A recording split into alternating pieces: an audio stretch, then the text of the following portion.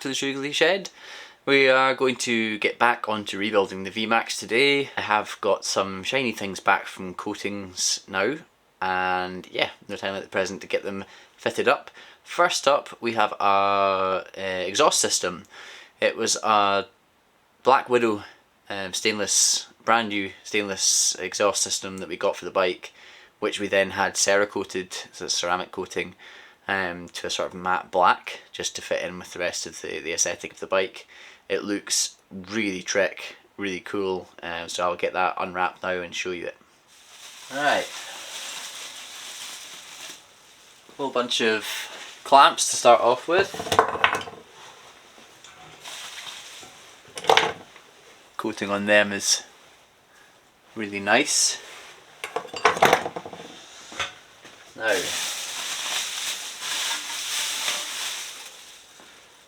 that's one of the front headers.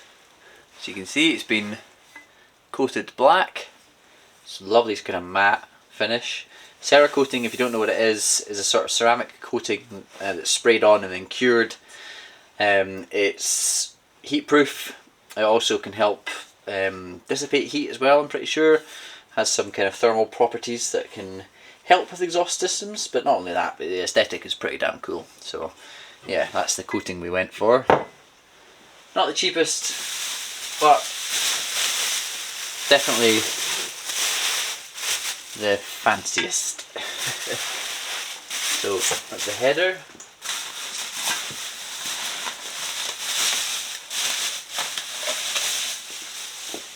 One of the link pipes.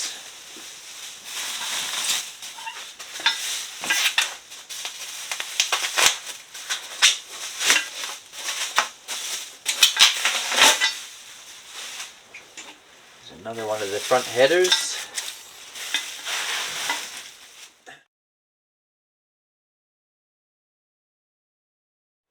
So as you can see, it is this kind of matte black finish.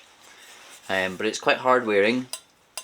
These were brand new, like shiny stainless steel, so it was quite a big commitment to get these coated black. However, I think Black Widow, if you're watching this, you should offer this as an option upon purchase, because I can definitely think of a few people who have bought exhaust systems and then coated them straight away, and would probably pay a little bit extra for the privilege of not having to do that. So, just my 2 pence.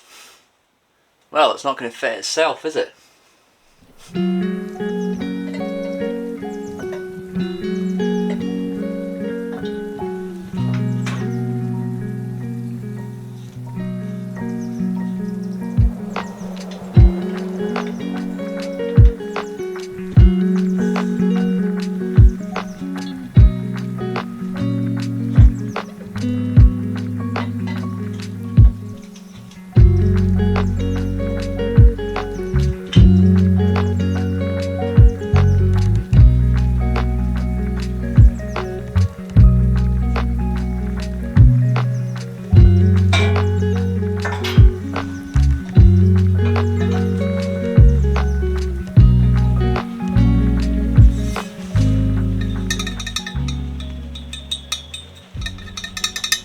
This is not the right gasket.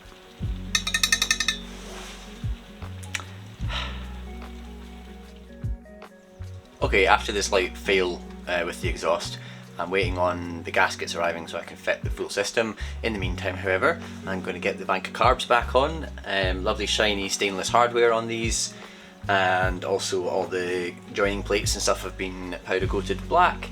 And then we also have the top caps for the vacuum diaphragms have been away getting coated as well, and they'll go on as well, just to make these look nice and fresh. The bike was running fantastic beforehand, so didn't need much doing to them, just a sort of tarting up and refreshment.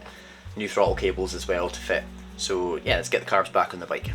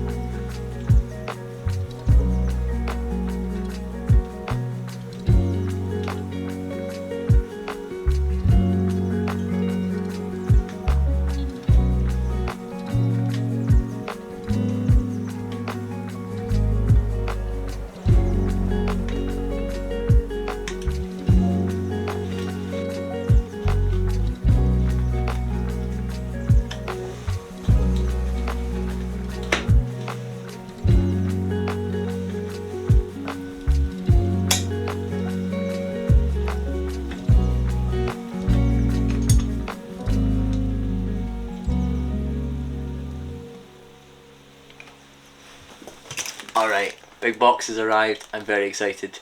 This is from Nathan at Factory Coatings. It has all the anodizing, cerakoting, other coatings, stuff that we sent down to him, and it's going to allow me to move forward very, very quickly with the build. So without further ado, let's get it cracked open. Oh, Christmas is coming early.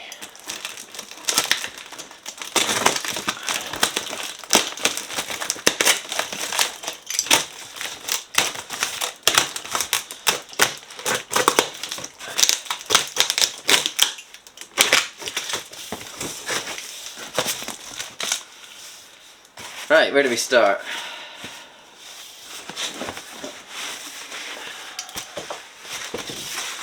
think this is the tank guard made. Oh, beautiful. Bet that in a wee minute. This is axles. Nice shiny coating on them. There's just so many parts, why don't we just start sticking them on the bike?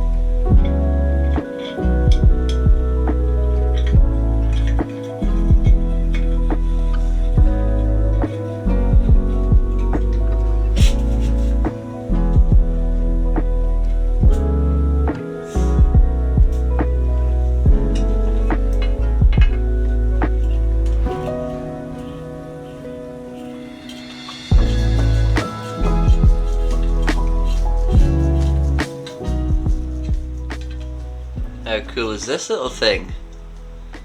This is a sort of little fly screen thing with some Japanese kanji in it. It's bolted in. There's 2 extra little bolt holes under here which it's mounted onto.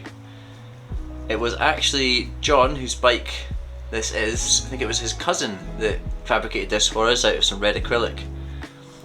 I was going to add a pretty nice little feature to the front of the bike. Not bad at all, eh?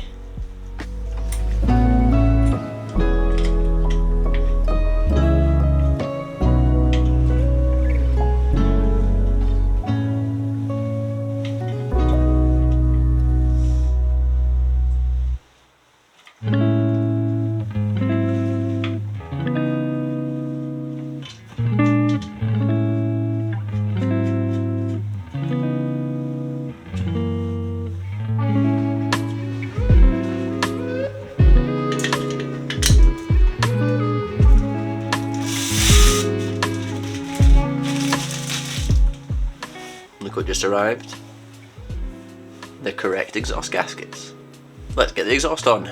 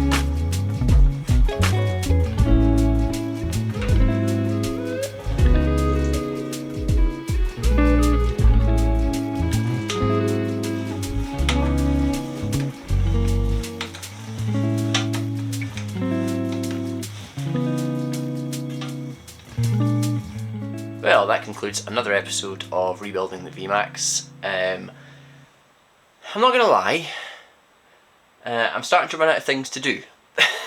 Reason being, we got all that stuff back from the coaters obviously, fitted everything that I have, fitted obviously all my anodizing and cerakoting and powder coating and that and the like, fitted the exhausts up now too. I had a brake episode out obviously, but I can't fit them yet. Reason being, I need to get some machining done to the bracket for the back brake, and then also I'm missing, crucially, the front end. I haven't got the forks back yet, so without the forks I can't really do much else. Hopefully I'll get them back in the not too distant future, and then when the forks go on, brakes can go on, you know, both sets of brakes can all get bled up, clutch can get bled, you know, that and the next. And then really the kind of mechanical sides of the build are kind of buttoned up, and we're moving on to the sort of electric system. We'll be using an NWT system for that, but you know, I'll cover that one that bridge when I come to it. There's a whole kind of host of things different with this bike with regards to wiring that I've not done before, so I'm looking forward to trying all that.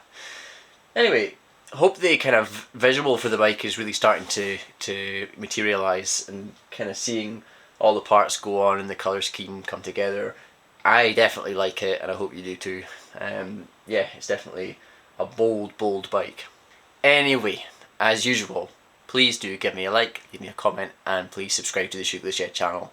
I appreciate all the support. Thank you for watching all of these episodes. I put a lot of work into making these episodes, and anyone who's ever tried to do YouTube before kind of realises that it doubles the amount of time it takes to do anything. So I hope everyone out there is enjoying watching them, and yeah, I hope it's worth it. Until next time, take care.